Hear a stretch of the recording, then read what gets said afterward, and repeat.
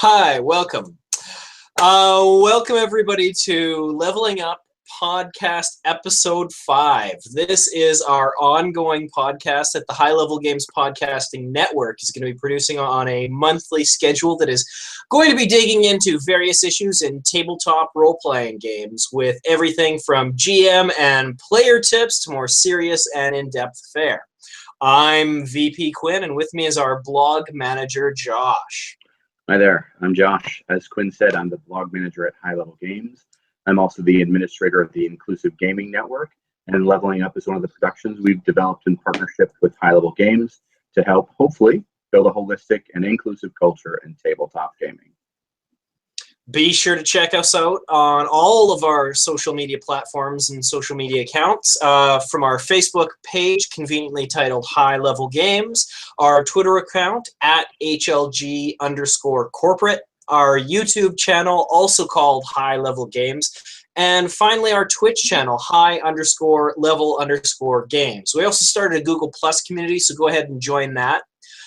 Also, give us a positive rating on iTunes, as that really helps our stuff get to more and more people. Finally, we've recently launched a Patreon page wherein you can go and support the many blog creators that make stuff for highlevelgames.ca. For only $5 a month, you can get access to our members access area and free content as we release it. That includes short adventure ideas that our creators are making, and most recently we put up a 5th edition product detailing time demons, including a whole bunch of new monsters and even some game mechanics that allow you to use the very fabric of time against your party. And this month, you will see a one-page adventure written by Josh himself that details an interesting cult that may be an enemy or ally and a new lion-like foe of the Rakshasa, the Cthulhu.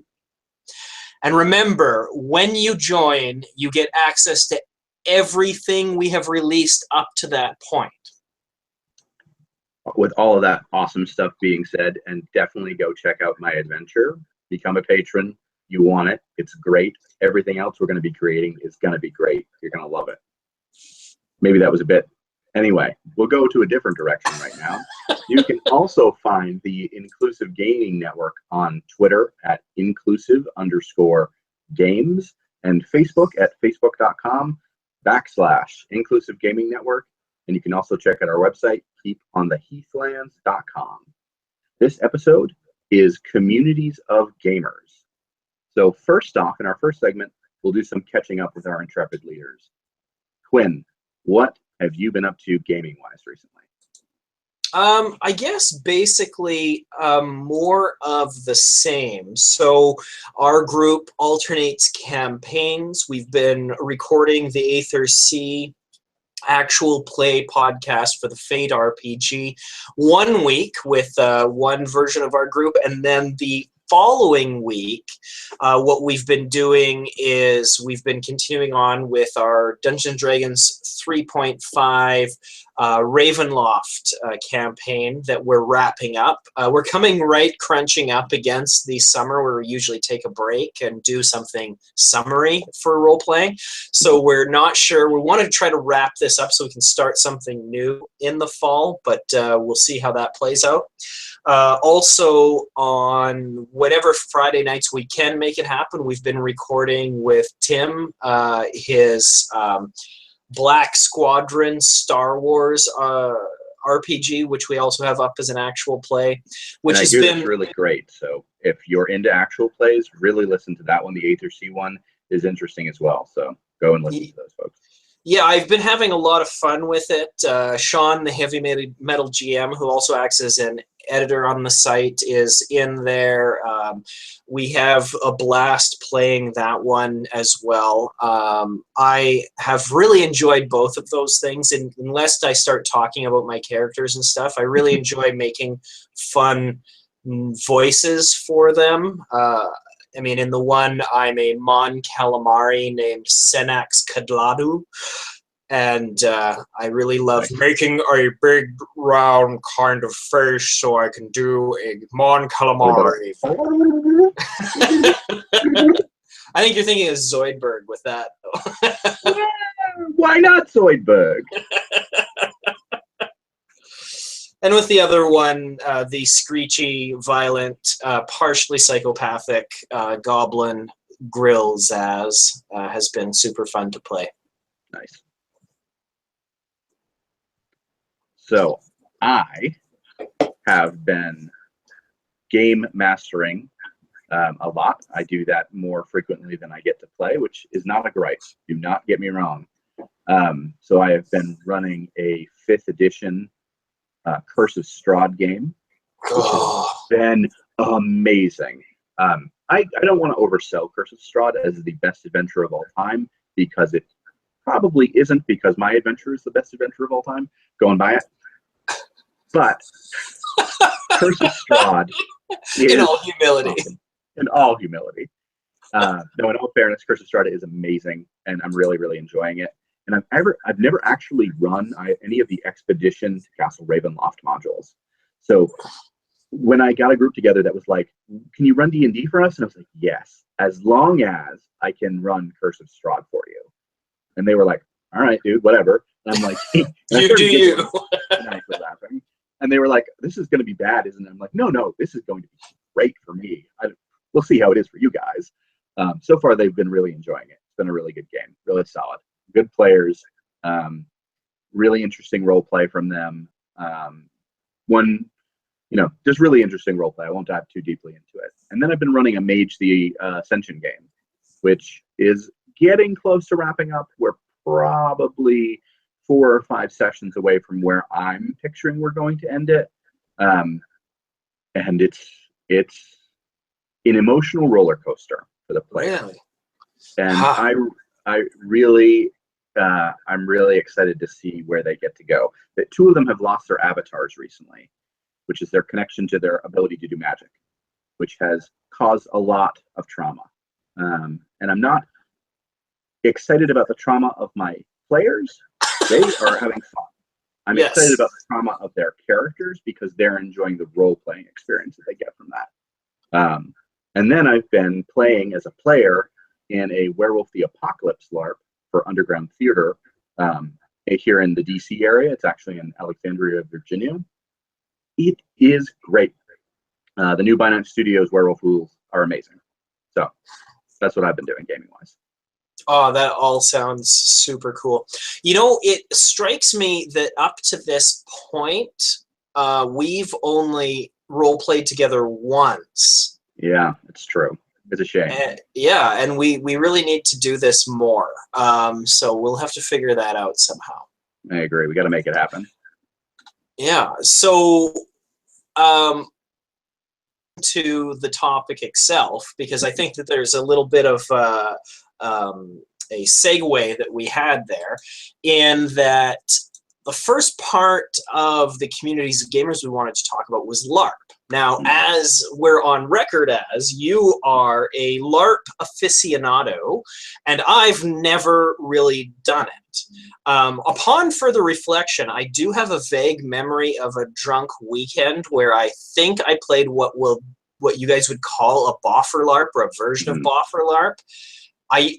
It was a drunk enough weekend. I don't actually have really clear memories of it, and I can't imagine I was really effective. But I think that I did that, or some kind of version of that at one point. Now, so I can't say I've never done it, but effectively I've never done it, and so I don't know a lot about it, but since meeting you, I've been doing a lot of reading about it, and I've been reading when LARP stuff comes up on the highlevelgames.ca blog site, and I've been following kind of blog communities on social media and stuff, and it's something that I feel like I need to get into in one way or another. And I want to interject here just to let you know, I know several LARP organizations in your area. I won't disclose your area to our listeners, I But live in Edmonton, Alberta, Canada. I don't okay, care. he just threw it out there. Yeah. I know several people in Edmonton that are LARPers that know you exist because I've mentioned you to them, and eventually you should go and do some LARP with them if we don't get you into LARP at Gen Con sooner. Well, this is what I'm thinking. We're going to be meeting up at Gen Con, and I know that there's kind of some intro LARPs or short LARPs that I'm thinking I might cajole you into going with me so that I'm not really intimidated. So we'll see how that plays out. It's a great idea. I want to preface your experience with that type of LARP a little bit, though, and tell you this.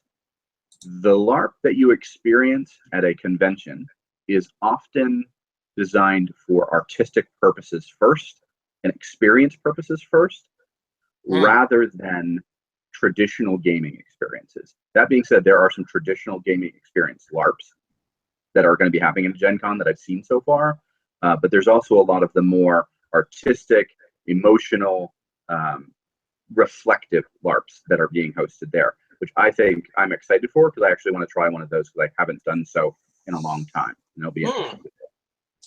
I think that's fascinating. But as our resident LARP expert, let's talk about this. First of all, there are various communities of gamers, LARP being one of the communities where there's an overlap between LARP and tabletop role-playing. A lot of LARP comes out of the tabletop role-playing community, but I need you to suss out some things for me. First of all, tell me about troop versus organization games. What's going on there? Okay. So in a large spectrum view, there are effectively two different types of LARP that are then broken up into smaller groupings of LARP. And people sometimes group them the opposite way than I do. Do your organization of your random definitions in a way that makes you happy. To me, I view LARP as separated between troop and organization for this reason. Troop games are games that are run by one or a small group of storytellers in one location with one group of players, and they are the only participants at that LARP. So the people come to that location, they play the game, they go home, storytellers go home, they are the only people involved. An organizational game is connected to other games in other locations. So, for example, one of the organizations I'm a member of, Underground Theater, has a series of interconnected LARPs and LARP stories that happen all across the US, Canada. I think we might sort of still have a Brazil chapter, and there are lots of other organizations that have international stories that go wherever they might happen to have a venue for that particular organization's game. There are a lot of subtle and large differences, I think, between the two of them, with troop play being a little bit more freeform. You can do a little bit more special snowflake stuff. You can think a little bit more outside of the box. In organizational play, you usually have a fairly standard set of rules, either an official rule set, like some of these behind me, or an organization's specific rules for how they're going to run their game. Examples of this are Dystopia Rising, Mind's Eye Society, Nero, I think Nero still exists, Amp-Guard, and there are a few others that are in that sort of organizational play realm, as it were. So what I'm hearing is on the troop side of things, that echoes to me kind of your traditional pickup kind of group that you get together around a table for a tabletop role-playing game. And whereas organizational play is directed with a large story, kind of in a similar vein to kind of like the old, I mean, I might be dating myself with Living Greyhawk or the RPGA Network stuff back in the day. Yep. And so the organized play that Pathfinder or Wizards of the Coast does today. Is that kind of similar, the organizationally at least? Similar. The interesting element is that there's a lot more communication. You know, the Adventurers League, Wizards of the Coast puts out their modules for the Adventurers League and says whoever is part of our guild. I actually don't know exactly how they work, but this is my vision of it. However, you'll become an Adventurers League organizer, and then you run that game. You report your information up to the chain. Wizards gets it, and they do whatever they're going to do with their larger story plot that kind of moves forward with different players' input. The biggest difference that I've seen with organizational play of LARP is that it's a lot more of an integrated story feedback system. So, for example, Underground Theater, and I know it best because I'm a member, but most of the organizations in one form or another work similarly to this. They have a group of storytellers on the national level that produce national level plot and run national or international non-player characters that people might interact with. They host specific conventions where people can, or specific conventions and games at bigger conventions that people can come to, bringing their characters from their disparate locations, interacting with that national plot effectively. Then the smaller games, storytellers interact with those storytellers on the national level and share plot ideas with them. So if I, playing Yuri Shatters the Dream Volkov, who is a very old Shadow Lord, Athro, I'm an older werewolf who has gained lots of rank. If I decide that I am going to create a plot in Washington, D.C. that affects the nation, which I'm doing, then it slowly goes up the chain to my storyteller, to the national storytellers, as well as me having the right to contact any game in the organization and say, hey, Yuri comes and visits and does X, Y, and Z, with their approval, of course. Right. And so then these kind of ideas would then trickle also down, right? After they've kind of gone up, they would also trickle down. And so you'd have the ability to impact, but impact the far-flung kind of meta-narrative but with a lot of input. Exactly. Interesting. It's actually much more meta plot driven in some ways, because the organization creates a general framework, but most organizations really focus on saying to the players, you create the plot that really drives our story. So some organizations will have a chronicle length where they'll say this particular chronicle is going to last 5 years. Just so you know, you have 5 years to become the king of the world or king of the Garu Nation. Not that I'm planning that or anything like that. Whatever it is that you're planning on doing, you have 5 years to do it. Some organizations say we have a 3-year chronicle. Some say we have a chronicle. It doesn't have an end date. So we'll go until the players decide we're done with this. We want to start off over at the beginning. Right. That's really interesting to me. Now, can you, for those of us that have never kind of done this, can you give me a picture? If I walk into either of these communities, what should I be seeing, smelling, hearing? What is the experience going to be like for me? Okay. And I mean, I know that you're going to have to speak in broad generalizations, but help the uninitiated. It might be better at this point to dive into the different styles of games and the type of interaction they allow, because that will tell you a little bit about what you can expect at a specific game, for example. And are you talking about Boffer versus Parlor here? I am. Those are really broad terms that have lots of smaller sub-terms. Okay. But we'll use them as two good, markers. Parlor LARP is a type of live-action role-playing designed for non-physicality frequently. You'll often have rules that mimic combat rather than have you actually engaging in some sort of combat with weapons of one form or another. Mm-hmm. Boffer LARP, or something similar to that, uses weapons in some form or another for all or most combat in some way, shape, or form. Right. So if you were to come to a Boffer LARP, Amtgard, Nero, Realms are random examples off the top of my head. There are tons of other great boffer LARPs that are out there, and some of them probably are upset that I'm calling them boffer LARPs because they don't use boffer weapons. But that's a different story. We'll get to that in a minute, probably. Okay.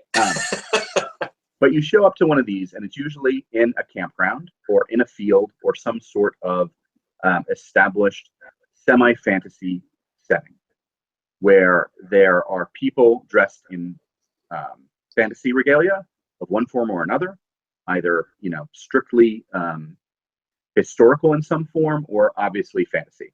Right. And you will be expected in those situations to be a bit physical while you're there for the weekend, unless you're playing a character that, for whatever reason, is totally non-physical. And then you can do whatever you want. But usually, you will be given a sword and a shield and say, the orcs are coming. You need to defeat these orcs that are attacking our town, whoever you are, random individual A. And these organizations do a much better job of integrating you than that. But that is a basic idea of what you can expect when you show up to one of these. Now, it sounds to me one of the things that has kind of pushed me back away from trying to experience something like that is that sounds like a super high buy-in, in that I know how expensive some of this stuff is. Mm-hmm. And we're talking about time commitments of a full weekend in some cases, or at the very least a full day on your weekend. There's often a travel commitment involved. There's often all of these things. Not to mention, one friend of mine said, if you are into this kind of LARP, you better love building things. Yes. Right? Which I don't really love making chainmail in my off times, right? But Sure. So for me, that's kind of kept me away because my choices seem to be, I have to learn how to, run a smith or a forge, or I have to pay a very large amount of money in order to play. Let me temper that expectation a little bit. Because on some level, if you become really invested in the game, it can become a serious investment of time, money, and energy. Sure. That's true. All good. I'm not saying that it's not true. All good hobbies should have that level. Right. That being said, Siri decided she wanted to jump in. So if you hear her on the call. Good. That being said, you don't have to make that investment for most boffer LARPs. Most boffer LARPs design a easy to get involved way for new players. They will have spare costumes. They will have spare weapons. They will have stuff that you can engage in during the time that you're playing the game. Now, the time investment, you're generally right. Usually you're seeing between 4 to 8 hours minimum, and I've rarely seen a 4-hour boffer LARP happen, but I've seen one, so it happens. But you're right, a whole day or a whole weekend really immersed in that sort of environment, which is good for people that really enjoy an immersive story. But you're right, it's an investment of a weekend. So there's trade-offs depending on if you're really interested in it. And so the other side of things is the parlor version. Now, I'll be flat with you, is that interests me a lot more. And it might be because I have a wildly stereotyped idea of both of these things. I don't know. Mm-hmm. But it seems to me that for me, taking on a character and costuming and getting into it, it seems like a little bit of a lower bar. Mm-hmm. There seems to be more options in regards to genre, and it seems to be I'm more interested in sitting down and figuring out a conversation that'll move a plot along than necessarily swinging my Nerf-covered stick at somebody. Sure. In some ways, you're right. Let me ask you this question, though, just to get a general feel. When I mentioned Dystopia Rising before, were you familiar with that game? Not even a little bit. Okay. So Dystopia Rising, I'm going in a slightly different direction than kind of where you were going, but I'm going to circle back, I promise. All right. Dystopia Rising is a game that I would loosely describe as boffer. Right. Because it's highly immersive, highly physical, often a weekend investment, but it's post-apocalyptic. There's zombies. There's kind of a Mad Max, the world has been destroyed and we need to put it back together feel. And people often play characters in that never touch a weapon. Never. That really engage with the deep story elements of that game. And that's what I find fascinating about it. I haven't gotten to play Dystopia Rising yet, but it's a game that I would describe as buffer to someone new to the hobby, but then explain to them that you can do really non-physical things with it. And that's, I think, an interesting element to think about. Right. But then going back to your kind of thought process about Parlor LARP, in some ways you're right. It's easier to jump into because the games are usually designed so they're one day at most. We do have weekend and convention Parlor LARPs that go on. That's a thing. But often you're looking between a 4 and an 8-hour game at most. Right. For most settings. And they're called parlor games or Parlor LARPs because you are sitting around in usually a room or a couple of rooms, and there's a lot of drama. And Vampire the Masquerade is a Parlor LARP. And that's, I think, actually where the term really like straight up comes from, because vampires have parlors where people hang out, right? Because that's what you do. Right. And then you talk about killing each other, and then, you know, you may or may not do it there, but you do it eventually.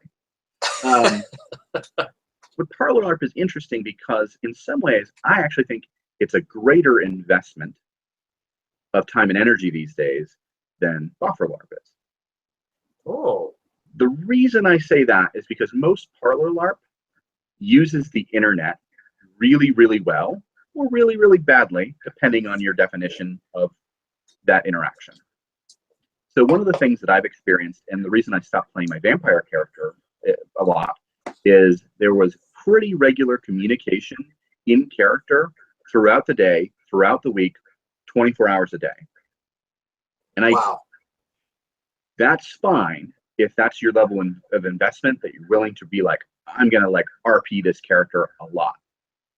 Sometimes you don't want to do that, right? Right. So you can choose to play characters that aren't involved in the what's called larger than local plot. But I often felt like I was missing something. Like I wasn't engaged in everything that was going on. So I designed my werewolf character to be involved in the larger than local in a way that I could control my investment. So I have this storyline where my character works for the Garou Nation, and he'll often disappear for weeks, a month or so, where out of character Josh is busy and hates his life. In character, he's off on a mission doing something really important, and he comes back, and I integrate those elements of that into the story that's going on. But that I had to work really hard to find a way to control that investment, because as much as I love it, some people and some parts of the games really want you to be invested on a really, really regular basis. That's fine if you're fine with it, but I'm not all the time. Right. Okay, that's interesting. I guess then what I'm picturing then, you know, in my grand general stereotypes is relatively accurate, with some caveats. I think so. Because I know that the parlor LARPs where I'm hearing about, they definitely is like, we're getting together Friday night, right? Whereas I'll also talk to somebody and he's like, well, actually, we rented out this campground and we're getting there Friday and we're setting everything up. And then by Friday night, the king's going to do a thing. And then there's going to be warfare on Saturday all day long. And then probably a feast. Right. Accurate. The interesting thing, I think the advantage with Parlor LARP too, is if it's set in the modern day, you don't have to costume as much for it. You know, you might if you're really into it, but you know, I have a character that literally shows up in army pants and a t-shirt because, one, Josh has army pants and a t-shirt, and two, he was in the military, so I'm like, hey, this is accurate to his character, like dress style when he's not in movement, because he is a werewolf. He likes to be a wolf. Long story. That doesn't sound like a long story, actually. Short story, actually. Done. Okay. Um, there is one other thing I want to throw in here, and then I actually think because we talked about LARP as an art medium, particularly in conventions settings, but there are lots of LARPs that are run as art mediums and specific conventions at specific times, just saying we're running a LARP. It's more of an art style LARP. It's an experiential activity. Sometimes people don't call them LARP. Sometimes they call them interactive storytelling and all these other things. But really, it's LARP. It's just using a different name for it. But the thing we forgot to put on here that I think is really important to talk about is blockbuster LARPs, which are fairly new on the scene. And blockbuster LARPs are things like New World Magiscola or Convention of Thorns. There's also going to be a blockbuster LARP on an actual naval craft this summer. I think this summer or next summer, soon, where people have paid to actually go on a real boat that is a real military boat, a real naval boat, and act out an event that happened in real life to sailors during World War II, which I find fascinating. That being said, New World Magiscola is basically Harry Potter in LARP. And these are big events where they hire a big location. You pay $300, $400, $500 to go, minimum, sometimes a lot more. You dress up in character. It's highly customized. It's high level investment, but it's an incredibly immersive and deep storytelling activity. So it's interesting. And we're not even going to discuss the differences between Nordic and American style LARP tonight, because that's a whole another conversation. All right. That is fascinating, like really fascinating, and I don't just say that. I'm really interested, and I consider myself something of an uber nerd. So the idea that there's this whole nerd community that I don't really know anything about just both fascinates and bothers me on some level. Fair enough. And there's a lot of crossover between LARP and tabletop. You know, most LARPers are tabletoppers at the same time. So let's move into that discussion a little bit. Where you're our expert, you know, I play tabletop as well, but I think you're our grognard and our expert, and you can really dive into it. I am definitely a grognard. I'm going to give another shout out to the Heavy Metal GM. I was able to meet him when I was in Boston, where he's living. And, I'm not going to give his address or anything, but I just realized I told everyone where he lives. But I got to meet him, and I remember being super surprised because I'm old, like as dirt, and he's not. He is very young, I'm told. Yes, he is, and it's fun when you meet somebody on the internet and you don't really have that kind of interaction that way, and so. Since then, we've had a lot more conversations, and he'll talk about, old style games like 3.5, old school games. Right. And I'm thinking to myself, whoa. I remember when switching to second edition was like the new game. Yeah. I got into D&D at 3.0, but I was a little older. I got into D&D late, so not that story. Not time for that. So, Quinn, tell us a little bit about. I'm going to jump into a really random part of this. Tell us a little bit about the differences, or maybe your experiences playing at a gaming store. Have you ever played RPG at your friendly local gaming store? Only a couple of times.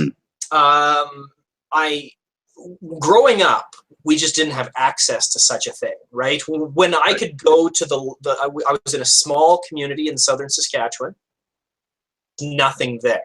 When I also lived in a small community in western Alberta later on, that's where I discovered role-playing games. And there was only one store. It was this bookstore in the strip mall in what we called the Valley. Long story. And Delph and the kind of Wicca stuff and the role-playing game stuff shared a shelf. which did not help our reputation in the very religious community that we were in. Right. But whatever. So when that's where the first place I could buy dice or like a player's handbook or something like that. But most of my stuff early on, I also didn't have very much money, so most of it ended up being secondhand or gifts. And basically, when I did get to go into the city, which was a drive into Edmonton, or there was a drive into Regina, which is the capital city of Saskatchewan for all of our non-Canadian listeners, and to our Eastern Canadian listeners who pretend we don't exist out here. Canada? I'm not sure. Where is Canada exactly? The big one north of you guys. Oh, I've heard of you. Yeah. Too polite to insist on our own existence. Oh, yeah. But when I did do that, there wasn't typically a scenario where I was driving in to play a game. It was just that this was a place I could actually go and buy modules, or I could buy stuff. And I mean, it just felt like I was entering a religious shrine or something, because I was so excited, and I was just like, had to make this pilgrimage to be able to go there. When I did play the few games, which was a little bit later in my life and occasionally earlier on, and I want to say total I've played 4 store games. I think total. I had, and I continue to have, I live here in Edmonton, there's plenty of gaming stores, there's a good gaming community here, there's a lot of organized play, there's a lot of different things happening at stores. It's not really appealed to me a lot. Tell us why a little bit. Yeah, this is why.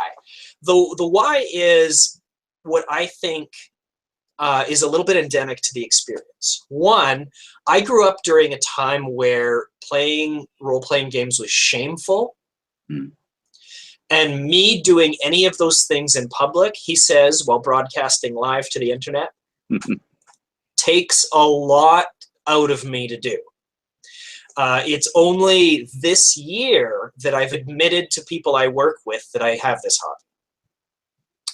And I mean, that's huge, right? And I kind of had to, because I started high-level games, and right. you know, someone's going to run across there. Yeah, and they have. I've been confronted about it a few times. But anyways, that is hard for me. The other component for me is that I very early on took very seriously the craft of role-playing. And I wanted to tell these epic stories and these amazing things. And one-shots always felt really unsatisfying to me. And you had a high percentage of chance of having that person at your table. Because I often didn't know those people. And by that person, tell us a little bit what you mean by that person. Someone who's a dick. I mean, either they're just a glory hog, or they play in a style that is so antithetical to what you're looking for, or they purposefully derail the group, or they're aggressive and or racist or misogynistic or homophobic at the table in a way that drives me up the wall. I can tell you a short anecdote about, I think, the last game, not because it was the last game, I'm never doing this again kind of thing, but I think the last game I played, there was a person at my table, and there was a woman at the table as well, and that person said and did things to make that woman feel so uncomfortable that she made an excuse and left. I want to build a time machine and go back in time and to actively confront that person, because I didn't. I let it happen, and I hate that happened, and it's just what I have to deal with and take forward with me and learn and grow from. But I was always better when I could bring people together I trusted and build a community. And so that definitely was big for me. Now, some of the aspects of playing in a store is you're in public. There might be multiple games going on. People might just show up and watch. People might roll in there. There's that group of 12-year-olds playing Pokemon cards in the corner, and sometimes they're getting annoying, or sometimes you'd rather be over there with them. There's people that have various levels of comfort with what they're doing. So you'll have one person at the table who barely wants to do anything, is just kind of like likes being there, and another person who's jumping up and screaming everything they do. I mean, it's So just me. very. That's you, yeah, great. I like that guy, so don't worry about it. But it's very hard, and so. Maybe I've had a series of less than stellar experiences, but maybe part of it is my own anxieties and stuff about playing in public that I'm still dealing with to this day. That being said, it feels like there's a few aspects that are endemic to the experience that are not for me. However, go ahead. I was just saying that I get that. You know, I've played a couple of times at a gaming store, and though I didn't have as negative an experience, and I have played in a coffee shop and played in public in the Army while I was deployed, so I don't have those sort of like public concerns, but I kind of get the atmosphere concern. Sure. And the openness to people that you're like, I don't know if I want you at my table, but I'm here, and I can't really say no because I'm here, and that would be really weird. Yeah. Here are the positives. Okay. You can pretty much get a game going without knowing anybody. Right. You can pretty much just show up and join a game. There are various groups that put on pickup games, so you don't necessarily aren't beholden to a time commitment every week or something. There is often a tie-in to the store, so I'm a huge fan of helping to support our gaming hobby and hobby stores. You know, I have a little bit of a Kickstarter addiction for that very reason. You know, those sorts of things all are super positive. Not only that, what I have had happen is, and this is kind of related, we'll talk about this a little more with convention play, but I've had the experience of sitting down and having a mind-blowingly good time playing a game that I never would have played in a million years. It wasn't the best thing, you know, it was a one-shot, and we had to like realize we were coming up on our time limits and had to wrap things up and couldn't stick to the narrative. You know, there were problems and stuff, but I mean, it was really cool. I met interesting people. I realized that there were other gamers that were just as into this thing as I was, and in some cases that lived very close to me, right? Right, the neighbor you didn't know was there was like, hey, I'm at the gaming store. Like, oh, exactly. So a lot of that stuff is very cool, and I'm a big fan of community, of bringing people together just in general, wherever togetherness happens, whether that's online or at your table or in the gaming store at a convention. I want to make connections, and it's a fantastic way of doing that, of opening yourself up and putting yourself in a situation where, you know what, half the people at your table you may not know, and you might not like the other half, but you might walk away with friends. Right. And people that maybe transition to your home game and become really good friends and really good like people at your table. Absolutely. And I mean, when it comes to making lifelong friends, I'm not totally certain that I know how to make the deepest level of friendship I have without role-playing with people. So yeah, I know this so well. I struggle when I'm at events talking to people, and I'm like, I'm talking to you. I really just want to sit down and play some D&D, man. Like, part of me wants to carry a book like in a backpack with me all the time and just be like, so yeah, it's nice to meet you. Let's do some networking. Hey, you want to play some D&D? Oh, that were our world. So let's segue into conventions. Let's just jump into it. What's your experience with convention games? So I've only played at one convention so far. I am going to Gen Con. I know, I'm mind blown. Again, I grew up in a situation where there were no such thing. And I only found out about a local gaming convention kind of at the last minute here in Edmonton called IntrigueCon, which I attended, and I tried to convince all my friends to come, and nobody came, so I went by myself. And I made it my business to play every game that I'd never played before while I was there. Nice.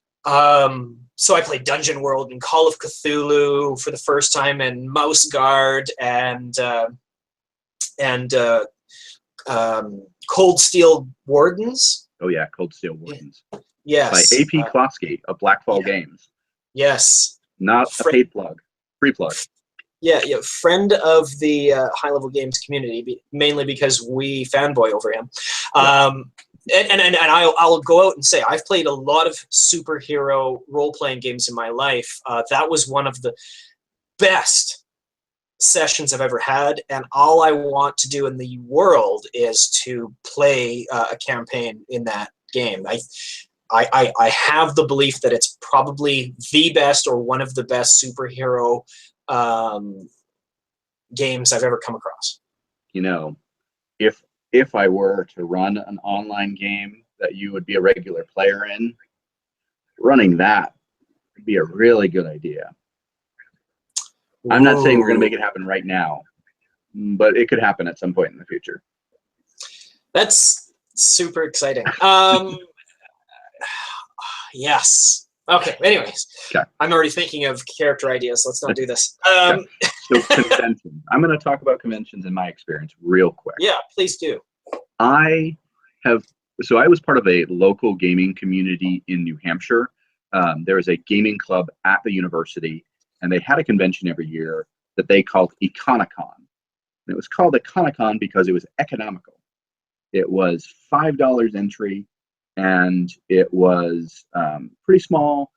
I think at most we had like 150 people, like max, the big year that I was like, woo, we had a huge year. This is great.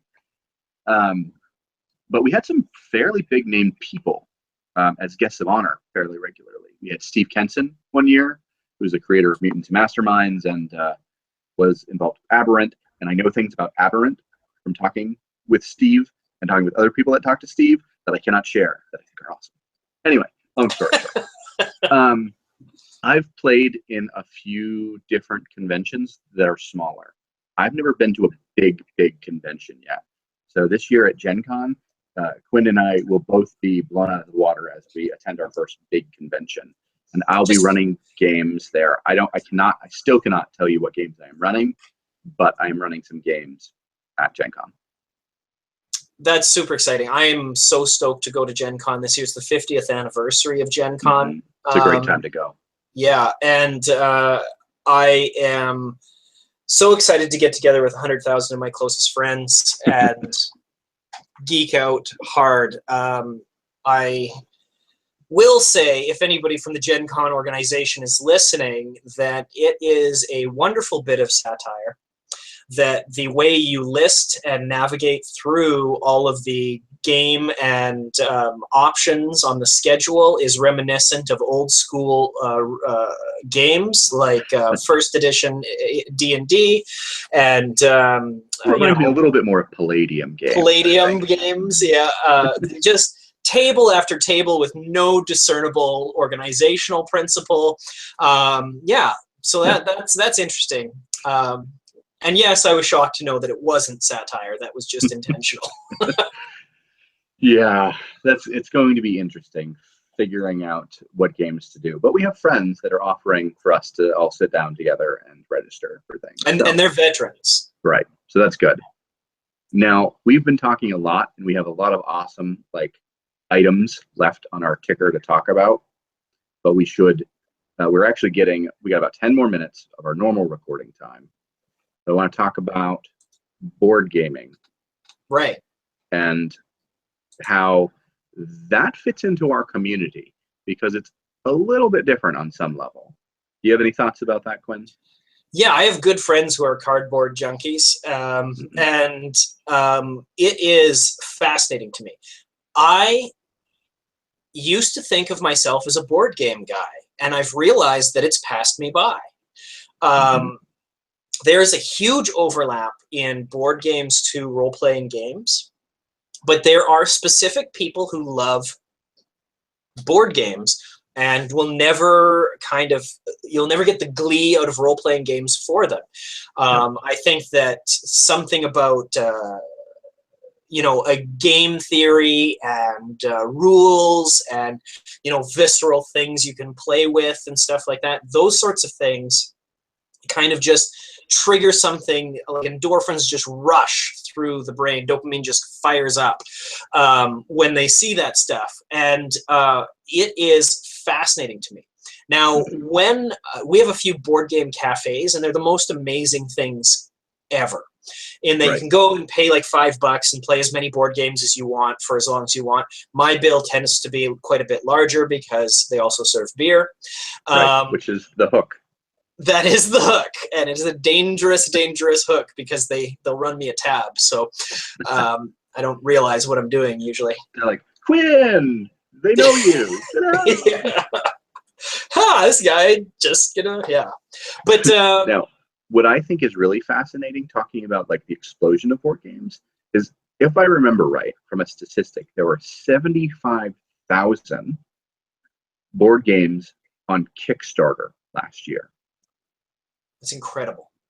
Just in 1 year, there were about that many games kickstarted, and those are the funded ones. Those are not including the non-funded ones. And this That's is the crowdfunding indie revolution in gaming of all types, in that smaller communities can get together and put up their own money, and you don't necessarily need to convince a corporate interest in order to produce a product. And that product may only ever be played by 100 people. And right. based on some of the collectors I know, half the games they own, they never play. Yep. I own a Castle Ravenloft game, which was actually, it was D&D 4th edition when that came out. I probably, no, I know for a fact, I've only played it 3 times, period. Right. It's atrocious.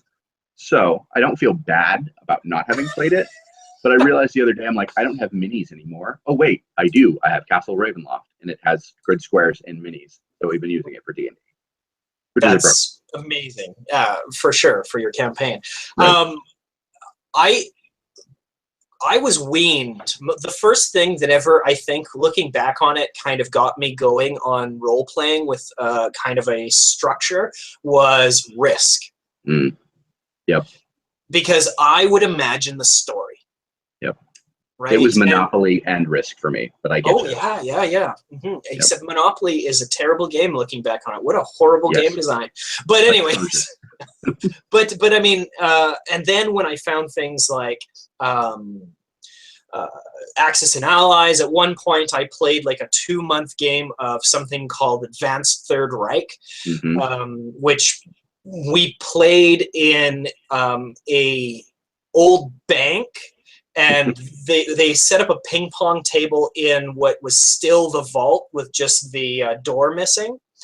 And so there was literally like the hanging kind of light bulbs and stuff like that. And we're moving the little card pieces around for our soldiers and stuff, and planning World War II, which gave it an air of authenticity, which I think was pretty unintentional, but we all really liked it. Awesome. And I mean, that was incredibly complex, and I loved that sort of thing.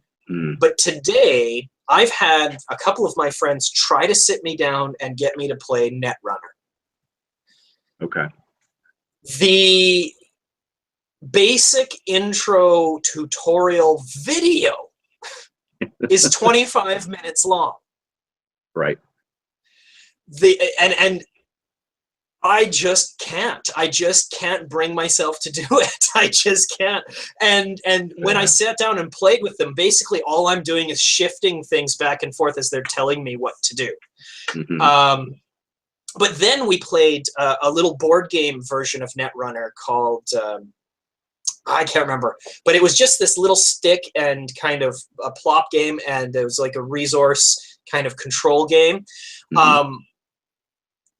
it took you 3 seconds to learn, but I realized I love games that take you no time to learn, but a lifetime to master. Right. I used to love chess so much. You can teach anybody how to play chess. Right. You can teach a pigeon to play chess. It's been done. Yeah. But to master it is a lifetime. Right. And that's the game for me. But the overlap between those two communities is huge, right? And you have role-playing type games. I mean, I remember back in the day, what was it? Dungeon with an exclamation mark. Yep. Dungeon and Hero Quest were both Hero Quest games with RPG elements. And my favorite, Dragon Strike, which came with an atrocious, and I really mean atrocious, stop motion VHS tape that you were supposed to play with the game. My brother and I ignored that after the first time of trying to use it, and we just role played using Dragon Strike. And I actually still have the boards, and I use them in my French class in my undergrad, and created an entire game about Cathars because it was French related. Nice. It was fantastic, by the way. I mean, I also remember playing Nightmare. Are you familiar with this? I'm familiar, but I never played it. It is amazing. Or it was at the time. A friend of mine got his parents to play with us, and basically you put a VHS tape into the VCR. Dating. And yeah, never mind. And there was an actor and that would play the gatekeeper or something. And he would be like, every time he would show up, you'd have to say, "Yes, my gatekeeper." And then you'd play the game in interim, and there was a timer that was going on. And he would ask questions like, "Who's the oldest?" And my friend's mother was the oldest, I remember. And she's like, "I will call you old one, for you are so old." And she was just like, "I don't think so." She started yelling at the TV. It was one of the greatest moments of my life. Nice. But that area where the role playing overlaps is huge. That being said, I have been way more successful getting board game people to play role playing games than I have been to getting role playing game people to play board games. Yep, absolutely. And usually it's, for example, there's a group of my friends who played nothing but board games, and they just love them. They have a huge room that's full of them, and they invited me over, and I said, "You know, you guys have been asking questions about role-playing games. Why don't I run Dread for you?" Right. Oh, which is a great game for that. Yeah, Really absolutely. You guys all basically already know how to play it. We're gonna play Jenga and all this stuff, and by the end of it, they were like, "Oh, I get it. I get why you do this," right? Because it kind of strips it down. Because for an advanced board gamer, what they're going to often see in a role-playing game experience is chaos. Right. I think if they're lucky, they're going to see the mechanics, but they really have to dig to get there. Yeah. And so, but even the mechanics, what we forget sometimes is that there is so much left up to just people sitting around talking to each other in the mechanics. Right. And so it's very difficult, I think, for a certain personality type to look at that and go, "Oh, that's a good thing to do." It seems uncontrolled, and I don't know what I'm supposed to be doing, and there's no one will sit me down and tell me you do step A and then B, then C, because it's not kind of like that. As with Dread, I found that I was like, the main difference between board games and role-playing games is story, right? You can have role-playing games that are incredibly mechanically intensive, but the difference, what makes it not a board game, is that we're giving this ongoing free-form narrative. Right. And so that's been the way I've kind of introduced that, for those players. Nice. And for our listeners, Quinn and Joel did an awesome review of Dread on our other podcast, which is High Level Games, and I recommend listening to it. It was great. I think I'm going to get a Jenga set just to run Dread for my coworkers, because I think I can fit it into about an hour session at work, which I'm going to reveal something that I love about my job. I have lots of gripes about it sometimes, but I love that we get to play games at work as part of our team building exercises.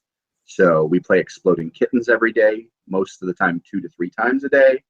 We play Coup. We play Catchphrase. Not Catch. Oh yeah, we play Catchphrase as well. And we play something called Codenames. Codenames Pictures is the one we play at work, which is awesome. And it's all done because I've been really pushing the fact that because our job is pretty stressful dealing with people, that we need to break and be able to shut our brains off and do something entertaining that works other parts of our brains to make us successful at our job. And we have largely been very, very successful. Partly, I think, because I'm a game pusher. Well, first one's free. Right.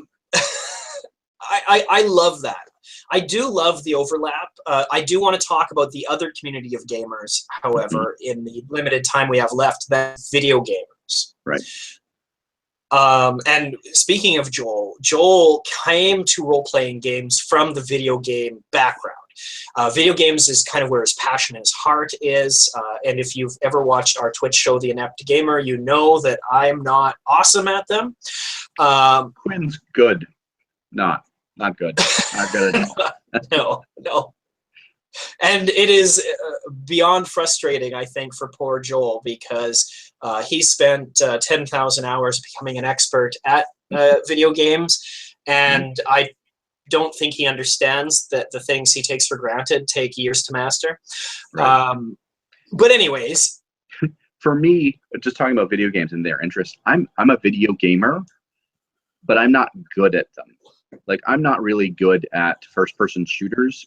For the last first-person shooter I was good at was GoldenEye for the N64, to give you nice. A little bit of perspective on that. And since then, I've played a few. Like, I really like the Fallout series, which is sort of RPG, sort of first-person shootery in the 3rd and 4th versions. So I like them, but I like them for the story more than I do for their mechanics, where I get killed all the time. But I'm a strategy video gamer, which I think is a different. That's it. I think that connects to that board game mentality. I think you're right. For me, that's what I get out of strategy games. Is a bit more like a board game for me. Whereas an RPG video game, I love them, but it's harder to get into now with having a child and trying to spend enough time to get the story out of it, which is great. Right. When I do play video games, it definitely is like Civilizations or something. That was my go-to game and stuff. I tried to play the Civilizations board game, not nearly the same. No, not great. It is what it is. I had high hopes, but a lot of these things I think overlap on that area, right? The strategy games I think overlaps better on the board game side, and I think the first-person shooter and the role-playing game, the role-playing game, the MMOs and stuff like that, and even going back in time to the MUDs, the multi-user dungeons, they have a huge role-playing game crossover. Right. It was very easy for Joel to jump into role-playing games. It didn't take him a lot to understand what was going on. I think he also saw a little chaos in that it was harder for him to game the system, right? Particularly in our group where we're so narrative-driven. Right. And we had to fight his power gamer proclivities for a long time. And I mean, I think everyone has like a default button that they push, and his default is kind of like he likes to know that his character's optimized. There's nothing wrong with that. Nothing at all. No. And so it's very interesting, and he likes tinkering with mechanics on that side. Now, I want to talk to you about one of our bloggers, Jake, who was also in our group, and Joel, who's also in our group, and myself, all three of us being in the same role-playing game group. Jake is a huge board game guy, Joel is a huge video game guy, and I am a huge role-playing game grognard. It was fascinating with us playing through those things. Jake loved game mechanics. When he got past the, wait, we're just talking to each other, and realized that there were just books and books and books of rules that he could read, he got so excited. Right. You got to play to what people want out of a game, and if that's what gets you motivated, yeah. And I mean, he was very good at not getting too overly rules lawyer on it, in the sense that if a DM made a call, he'd be like, well, that's not how I read the, oh, fine. You know, and he just move on. But he definitely, if you wanted to play a new game and you weren't awesome at memorizing all the rules, you want him in your group, because you'll be able to just look over and be like, how does this work again? They'd be like, oh, you do this, this, and this. Yep. Joel, I have a guy like that in mind right now, so I know exactly. Yeah, it's brilliant. It's great. Definitely, Joel comes from this gaming, or this video gaming perspective. So he very much wants to optimize his character, wants to be able to do the thing. He sees, like playing 3.5 or Pathfinder, he can see that like skill tree and feat tree way down the road. And so you can just see him smiling, and he's playing a weak character at 3rd level, knowing that by the time he hits 7th, he's going to be able to one-shot a dragon or something, right? Because he just knows and he sees that. I don't. I'm like, what would my character do, right? Right. What's my motivation? Trust me, I'm in the same boat. Like, I create my werewolf character, for example, for my LARP. He is, please don't kill me, people. He is not combat created at all. I have no combat skills as a character. Like, I have some basic combat skills, but he's a social monkey. I could literally like stare down someone and have them like not be able to attack me because I'm so intimidating. But but I had to like really spend hours reading the book trying to go, how do you do this? Like, how do you optimize a character? I'm like, I just want to be really social, and difficult sometimes to do that. Yeah, I really loved having those people in my group, though, because they brought this really interesting perspective to the games, right? With this overlap happening at my table, it allowed me to rein in my excesses in narrative and my proclivity to just throw the rule book out all the time, because I'm just like, I don't give a shit, right? Like, I just want it to be cool. What do you care? But then I realized that for some players, having a static rule set that doesn't change most of the time allows for more immersion. And I didn't think of that, right? Because since they have predictable mechanics, they have a predictable universe that their character lives in. And that allows them to think of their characters more real. And I didn't think about that. And that was very much for Jake and for Joel an issue. I know that also I was able to try to bring out the times where Jake, as the board gamer, needed to throw the rule book away and just do a thing. Right? And he got very good at kind of doing those things, as well as Joel. I think he would default to, okay, where's the story going? I'm waiting for the guy with the quest icon. And then I'll just do it. Right? And I needed him to get to a point where he would say no to a quest. You know, or just do something because his character looked cool, not because it was cool or optimized. And all of them grew as people, and it forced me to grow as well as a player and a DM. And it enriched, I think, all of our experiences from doing that, right? Which is, I think, is the key of this episode. If you have stayed with us until the very end, the goal of this episode was to talk about our interactions with one another as these different communities of gamers, and say when we interact with one another and when we bond together and when we share elements of our interlocking interests and hobbies within the hobby together, we become better together.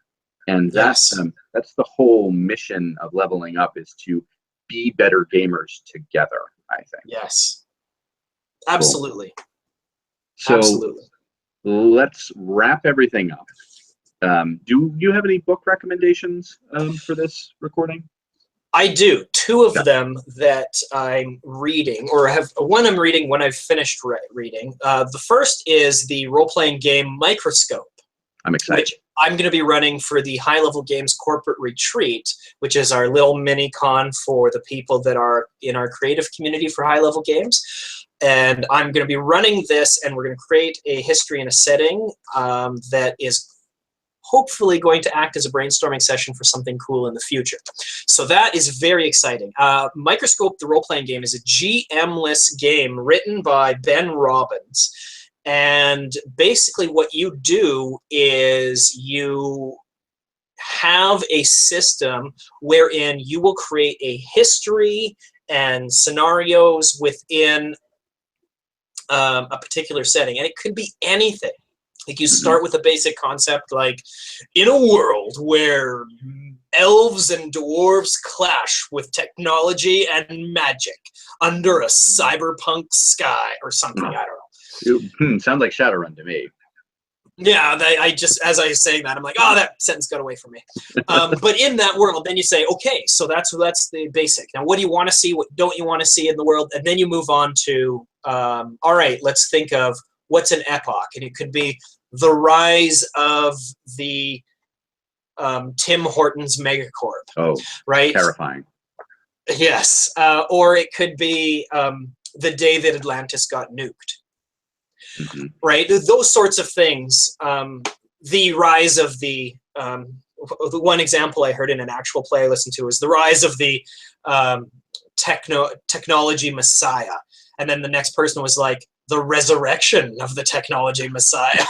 Nice. Right? And you build on this thing together. So it's very cool. I'm also reading, I'm not about halfway through, with D. Vincent Baker and Megway Baker. Megway? I'm not sure how to pronounce that. Apocalypse World. Oh, yes. Oh, yes. I think it's Meggie. I'm not sure Meggie? about that. I think it's Meggie. Okay. I apologize if I'm saying it wrong. Please correct me.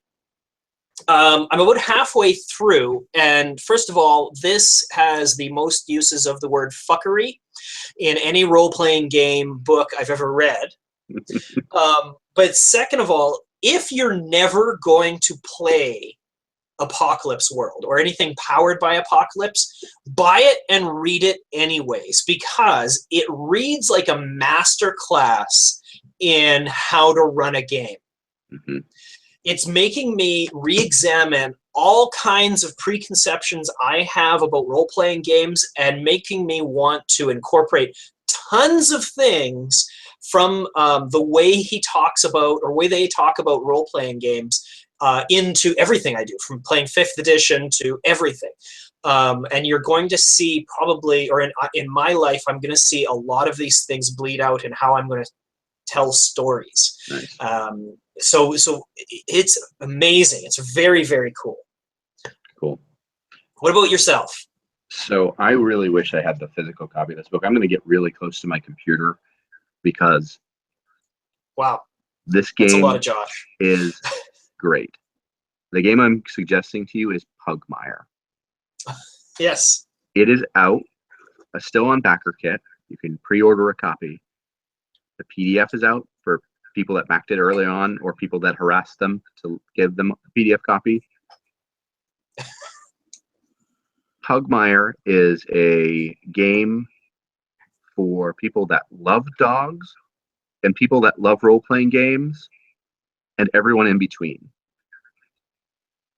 Pugmire is the best version of 5th edition D&D I have ever read in my entire life. It is deep, it is emotional, it is story-centric, and at the same time can be silly, fun, and easy to pick up. So it is a great game for children, adults, and everyone in between. Literally everyone in between. Whatever you want out of Pugmire, you can get out of Pugmire. I literally cried multiple times while reading the book. Wow. I have a strong connection to the animals that I've had in my life, so that's part of it. But the other part of it is it was truly, really emotive writing.